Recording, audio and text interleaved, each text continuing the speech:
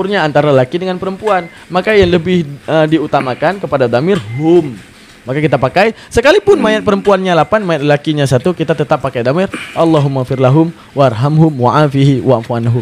Wa'fu anhum. Nah, Siap.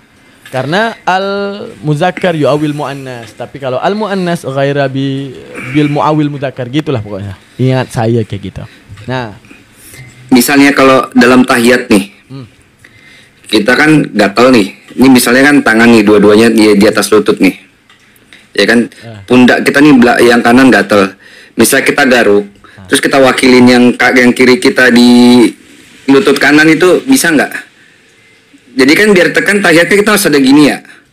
Tapi kan kita nggak mungkin garuk pakai tangan kiri, itu susah untuk nyampe pundak kanan ya. Kalau kita misal kita wakilin pakai yang tangan kiri, bisa nggak yang kanan kita garuk gitu?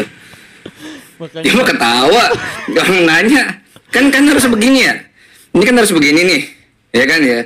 Ini kita gatel banget katakan nih, pundak kanan kita nih. Nah kalau pakai tangan kiri nggak nyampe tuh, bisa nyampe pakai tangan kanan, kan gitu ya. Ini supaya niat tetap ada yang begini. Kalau kita wakilin nama tangan yang kiri, bisa nggak? Jadi kita begini nih. terus yang sebelah sini Dia mau ketawa sih. Enggak, tunggu, pertanyaan saya. Yang ini Anda peduli nggak ada yang nunjuk? Yang ini gimana kosong nih? Nggak ada yang gantiin. Lah kan tetap harus ada nunjuk. Iya. Lah itu mah ini kosongnya nggak apa-apa. Yang penting kan ini. Lo kalau tangannya, Ini ya, Kimoto. kalau tangannya buntung, dia nggak bisa begini gimana? Iya. Kan tadi hukum, aku jawab yang serius dulu ya, baru nanti kita lucu ya. Iya. Hukum kan dimaafkan karena mudarat, karena darurat, karena rida. Nah, itu kan mudarat ya, ditinggalin sebentar untuk mengganti nggak apa-apa. Karena kan nanti nggak adil. Kenapa nggak adil? Nah, ini ya lucunya, nggak adil. Kita ganti nih. Kita kan sebelah kanan. Wah, kalau gua garuk kosong nih. Wah, gua gantiin. Tuh, Iya. Harus nunjuk dong, harus ada yang nunjuk dong. ini sebelah ini siapa yang gantiin nih? Nah, ini siapa yang gantiin nih? Gitu ya. Nah, ayo, siapa yang gantiin? Pinjam gini Nah pertanyaan. misalnya kalau kita begini terus ada yang lawan begini, kan dia menang. Kita lawan begini, itu nggak boleh juga ya, tetap ya. Nggak boleh. Kita harus sabar ya. Enggak, Nggak boleh. pertanyaan aku ini kepada Kimoto sekarang ya. Gini ya Kimoto, kita lagi sholat. Saya lagi sholat sama Aki Kores, sama Pak Kores ya. Jadi Iya. saya lagi gini, gatel, saya ganti saya ambil tangan Aki Kores taruh di sini. Boleh nggak kira-kira? Biar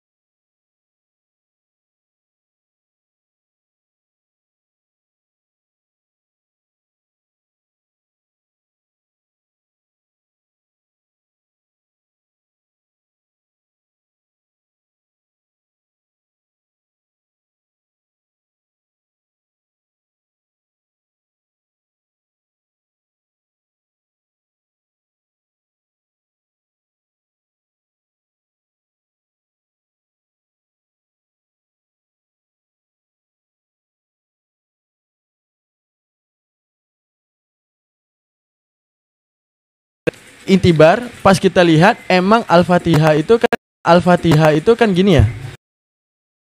Termasuk keji yang tidak dimaafkan oleh seorang imam adalah kejinya Al-Fatihah. Misalnya makhraj, panjang pendek dan tajwid.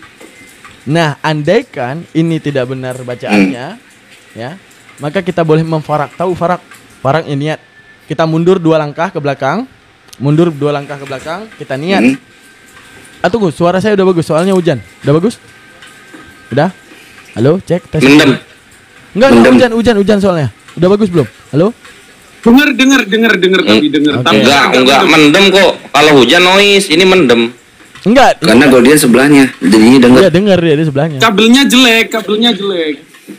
Halo, cek tes 1 2. Bunda harus bikin Bang Daman kabel.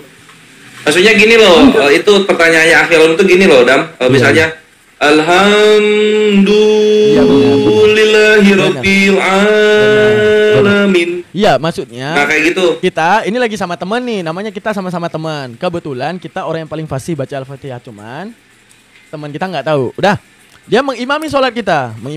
Tiba-tiba dia baca Alhamdulillahirabbil alamin misalnya. Kan itu mengkejikan sholat, tapi dia nggak tahu kalau itu salah. Nah, kita boleh mundur 2 langkah, farak sholat. Farak. Arti farak. Nah, itu batal nggak sholat imamnya? Faraknya gini, farak niat dalam hati, aku telah memfarak dari imam. Nah, kita sholat sendiri. Boleh. Cara jaganya gimana Bang Daman? Cara ngejaga itu teman kita nanti tersinggung. Ya udah, kita berdiri belakangnya. Kita niat farak, tapi tetap ikut. Paham nggak maksudnya? Kita farak, saya farak dari dia. Udah, kita udah niat farak dari dia. Udah, kita sholat. Dia rukuk kita. Kalau nggak farak batal nggak sholatnya? Batal. Nggak sah ya? Batal. Nggak sah. Oh, batal ya. Oke. Karena mengkejikan mengkejikan iktidak.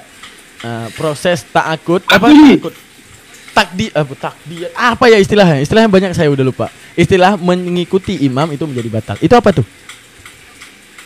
Aku mau tanya, kalau sholat mode attack speed kayak gini boleh nggak?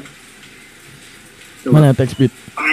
Nah, Nggak kalau ada, Syafi'i nggak boleh. tumanina itu. Tumanina. Syafi'i nggak Oh, boleh. kalau turbo gini nggak boleh ya? Nggak boleh. Nggak, kalau Syafi'i nggak boleh. Mazhab lain ana nggak tahu. Karena di mazhab Syafi'i tumanina itu masuk dalam wajib. Syafi'i masuk dalam wajib tumanina. Tumanina itu gimana Bang Daman? Loh, enggak, posisinya ini, tunggu dulu. Ini ada Jamal Aret, kalau nggak tahu atau belum bisa sah. Loh, kalau makmumnya ngerti itu batal. Batal. Makmumnya ngerti. Kalau semuanya orang awam dimaafkan. Semuanya awam ya. Ya udahlah, selama mereka masih sholat aja udah dimaafin sama Allah. Tapi kalau ada yang paham, makanya dibilangkan mana yang lebih didahulukan menjadi imam qori, ya, orang yang pintar membaca Al-Qur'an dengan orang yang alim sekalipun tak bagus suaranya. Tetap al-alim lebih didahulukan menjadi imam daripada orang yang bagus suaranya. Karena al-alim paling tahu ketentuan tentang sholat tersebut. Sholat. Al-alim. Udah. Ada 2 yang alim, ada 1 yang qori. Udah. Yang qorinya lagi alim. Nah, ini contoh nih. Al-alim, qori lagi alim. Tapi yang ini telah menikah, yang ini belum, maka didahulukan yang telah Iya, menikah. Makanya pentingnya menikah, guys. Bahkan keutamaan imam saja wajibnya yang menikah. Kenapa? Karena orang yang telah menikah sudah terpelihara daripada dosa-dosanya melalui adanya istri gitu ya. Gitulah pokoknya, paling kurang intibarnya. Ini apa nih? tapi kalau ada yang ini, saya baca nih. Tapi kalau ada yang cocok jadi imam, bacanya bagus, tapi tukang maksiat gimana, Ustaz? Ya kan, yang penting sahnya sholat. Boleh dilempar batu, Enggak, yang penting gini, misalnya gini, dia ahlul ma'asi, tapi al-alim. Ya, dia ahlul ma'asi, tapi dia alim. Yang penting yang kita itibar apa? Sholat. Bodoh amat dia ahlul ma'asi, itu urusan dia dengan Allah. Apakah kita menjadi pertanggungjawaban terhadap ma'asinya dia? Tidak. Yang penting kita tahu dia imam, salah seorang yang alim. Arti alim apa? Ini alim bukan konotasi alim, ustadz, bukan. Arti alim orang yang mengetahui ilmunya. Ya kan? Dia adalah orang yang mengetahui ilmunya. Nah, jadi dia tahu batilnya di mana, dia tahu sunnahnya di mana dan segalanya. Double itu dosanya itu. Nah, terus jarang Jumatan lagi, Ustaz. Ustaz. Double dosanya untuk dia, tapi untuk kita mengikuti dia ya udah, sholat gitu. Nah, Kalau gua jawabnya gini sih, kalau gua jawabnya ini akhi alumni, selama ketika sholat dia tidak bermaksiat, sah itu sholatnya. Iya, aman. Contoh misalnya pas sholat ruku dia negur jelas gitu kan, lanjut dia. Kalau maskotnya belum maksiat, Iya. dia Woi, Bang Daman. duduk di antara 2 sujud, dia ngepencet spin slot. Itu maksiat, itu nggak boleh baru. Nggak sengaja. Maksiat itu. Boleh itu. Gini, aku mau tanya. Tadi kan dia alim maksiat udah dijelasin, jarang Jumatan juga. Tapi kalau alimnya nerangin sholat tapi belum sholat, nah itu hukumnya apa? Wah, parah itu. Wah, parah itu. Parah itu, parah banget. Itu jatuhnya munafik loh. Iya, dibilang diceburin capeknya- duluan malah. yang capeknya ahli ilmu tahu nggak? Kalau kalian disiksanya gitu doang, ahli ilmu 2 kali loh. Ngeri itu. Kecaman dari Rasulullah, dari sahabat Rasulullah, wah mengerikan itu. Jadi jangan Iya. tidak enak jadi ahli ilmu ya, serius. Udah. Golian juga sering ngomong ke orang jangan coli gitu kan, munafik lu jatuhnya Gol, hati-hati. Gue nggak pernah ya. Lu nggak pernah ya? Dijepit ya. Sadar diri berarti ya?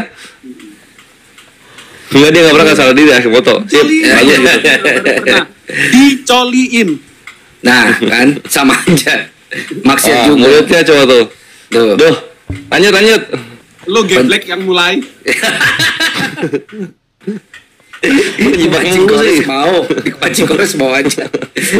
Sampai mana tadi? Masalah niat yang tadi. Tadi ya. sampai tadi yang sampai kalau imamnya ahli maksiat, terus dia itu nggak pernah sholat Jumat, terus dia itu nggak pernah sholat. Nah itu tadi sampai situ. Gini, nggak pernah sholat Jumat juga tinjau dulu. Kalau dia al-alim itu adalah orang yang paham ilmunya. Kenapa dia nggak sholat Jumat? Nah itu nggak cuma penilaian kita ya. Kan kayak saya bilang tadi ada pendapat masyhur, ada yang namanya mukabil masyhur. Nggak apa-apa berarti kalau alim nggak sholat Jumat. Bukan Semakin nggak alis apa-apa. semakin banyak ruksonya dong. Bukan nggak apa-apa. Apa kita bilangnya? Ruksah paling kecil dari sholat Jumat, paling kecil. Ini aku bilang.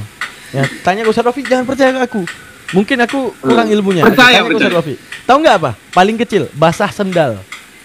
Basah sendal itu udah masuk ruksah Jumat. Basah sendal karena hujan. Bayangin. Pakai asbabnya enggak? Atau bahasa sendal apa aja? Asbab. Jadi ibaratnya gini. Apalagi misalnya dalam keadaan masjidnya jauh. Oke. Tapi ini bukan untuk diamalkan ya teman-teman ya. Ingkanal mudirah, apabila ada kemudaratan boleh PK yang ini. Kan gitu ya. Dan ini mukabil masyhur. Enggak usah percaya Bang Daman, tanya ke Ustaz Wafi kan gitu ya. Nah, gini. Bener enggak ruksah terkecil daripada Jumat yaitu ketika hujan basah baju. Arti basah baju bukan basah kuyup, basah titik aja. Itu udah ruksah Jumat ya. Saking kayak itu dimaklumkan dalam bab Jumat. Tapi kan bukan berarti tidak sholat Jumat membatalkan sholat zuhur, kan nggak ada. Kan ada waktunya untuk sholat zuhur. Kalau orang yang lebih benci salaf daripada Kristen ya. Kristen. Emang bener dia benci banget dia.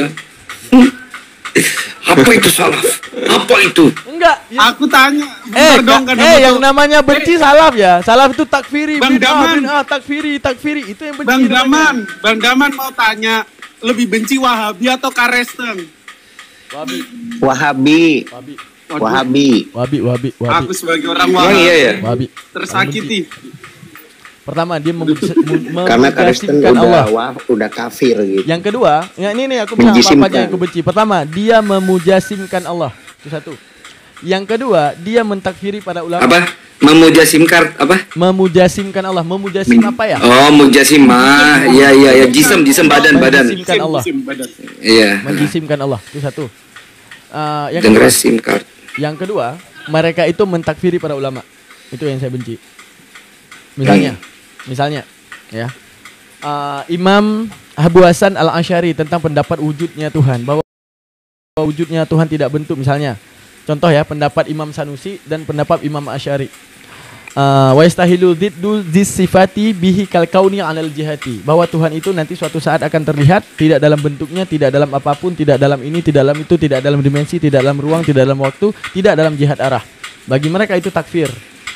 Bagi mereka itu kafir. Karena Allah itu mujasim. Maka Allah akan terlihat dalam bentuknya. Maka dia menolak pendapat Imam Asy'ari. Sekarang, itu satu. Yang kedua, mereka itu talfik mazhab. Jadi apa yang lebih ringan daripada mazhab mereka campurkan dalam hal ruksahnya. Tidak dalam hal mughalibnya. Mughalib apa? Hal berat dibuang, hal ruksah diambil. Itu satu. Dengan landasan mengambil contoh gini Akimoto tinjauannya.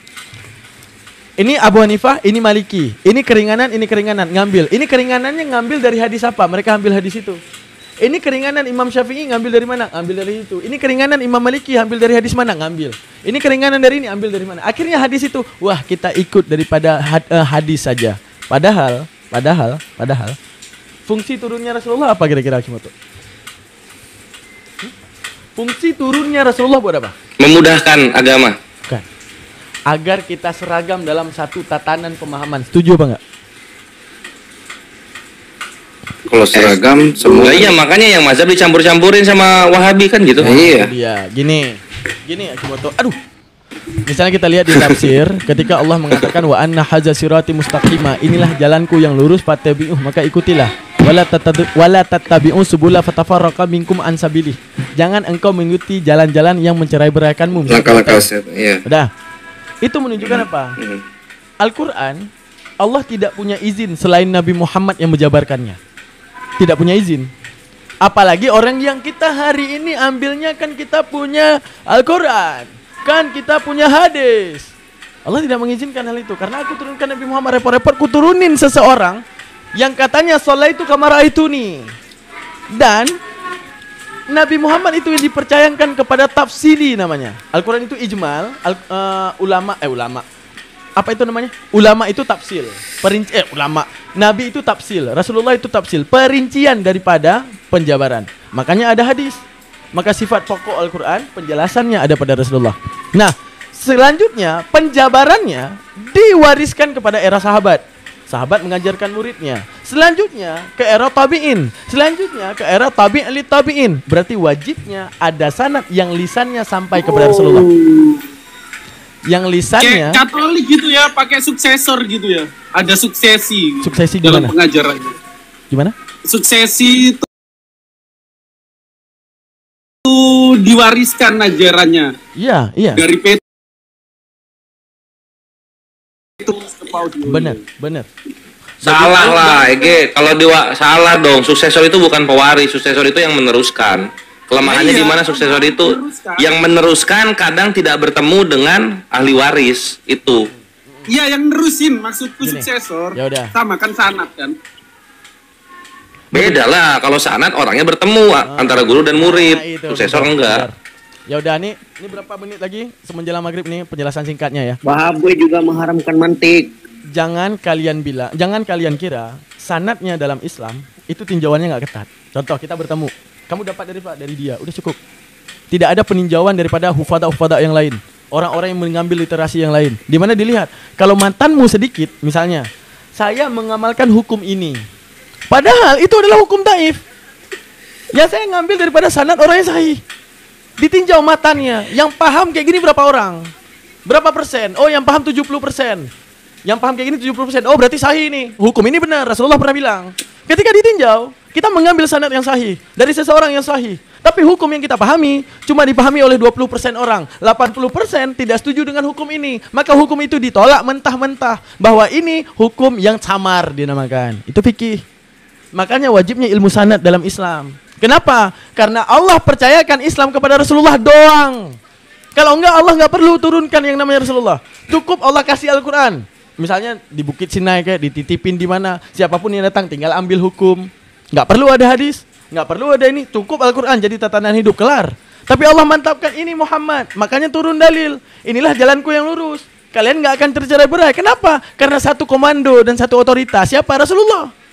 Orang yang paham ilmu fikih mengambil dalil-dalil Al-Quran seputar fikih dan mengambil riwayat-riwayat Rasulullah seputar fikih dengan syarat mereka itu punya sanad, punya guru, yang guru punya guru, yang guru punya guru, yang guru punya guru. Misalnya Imam Nawawi berguru ke Imam Rafi'i berguru kepada guru-guru sampai kepada Imam Syafi'i, daripada Syafi'i berguru-guru sampai Ibnu Abbas, berguru-guru sampai kepada Rasulullah. Maka ulama sekarang kalau ada yang menjabarkan fikih di luar apa yang dijabarkan Rasulullah ditolakkan mardudun kata para ulama. Bedanya contoh Imam Rafi'i dengan Imam Nawawi. Kenapa Imam Nawawi lebih didahulukan pendapatnya daripada Imam Rafi'i? Karena apa? Relevansi zaman, modernitas zaman. Sekarang daripada era Imam Rafi'i dengan Imam Nawawi, masalah hadisah, tahu hukum hadisah? Hukum paling baru. Misalnya modernitas, bagaimana hukumnya makan KFC misalnya. Misalnya di era Imam Nawawi lebih banyak lagi masalah yang baru yang harus dikias daripada hukum tersebut. Makanya di era Imam Nawawi dikatakan oleh mujtahid tarjih. Apa mujtahid tarjih? Adalah para ulama yang mengambil keputusan ataupun kita bilang apa MPR ya, MPR para ulama lah. Majelis yang memutuskan pemutusan bahwa di antara hukum apabila beradu antara Imam Rafi'i dan Nawawi, dahulukan Nawawi. Kenapa? Sekalipun Nawawi adalah murid daripada Imam Rafi'i. Kenapa? Relevansi hukum. Paling banyak hukum-hukum baru itu, perkembangan hukum-hukum baru di Imam Nawawi. Selanjutnya lahirlah era Ibnu Hajar Al-Haytami. Beliau apa? Murtahid Mukhtar namanya. Apa mujtahid mukhtar? Mujaddid. Di era Imam Nawawi hukum hadisannya kurang, masih dianggap kurang. Di era Ibnu Hajar keluarlah matan minhaj. Keluar matan minhaj di era tersebut, ternyata hukum hadisnya lebih banyak lagi.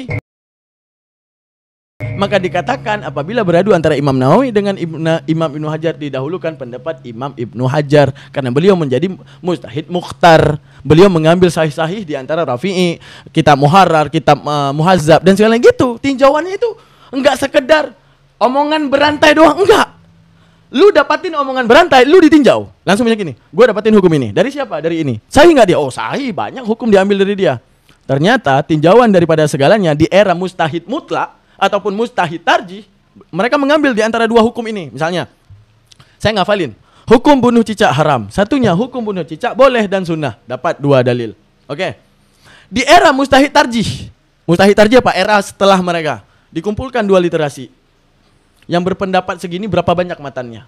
Oh ternyata 80% berpendapat seperti ini. Yang berkatakan sip ini 20% tolak.